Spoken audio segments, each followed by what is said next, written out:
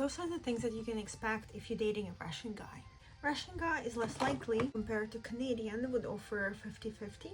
I would expect a girl to pay on a date. If we compare Russians and Canadians, there are more Russian guys who are able and willing to provide. Lots of Russian guys have some kind of military training. They usually get it at the university, or they actually go to the army for 1 or 2 years. There is a stereotype that Russian guys don't treat their women well, which I don't think is necessarily true. What is true though is that after Second World War, there were less men than there were women, and guys were kind of in demand. So women were willing to close their eyes on certain things. Lots of them would let you take their seat in public transport, and obviously they will let pregnant women or older people to take their seat.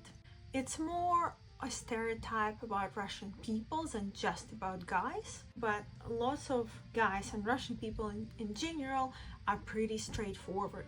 And that's, I would say, not a quality, but more of a language barrier, because Russian language is just more straightforward than English, and unless you know English pretty well or know the culture pretty well, you might come off a little straightforward or maybe rude sometimes when you speak. But what is true about Russian guys is that they know how to fix pretty much everything. The car, electrical, plumbing. I probably don't even know most of the things that a Russian guy can fix.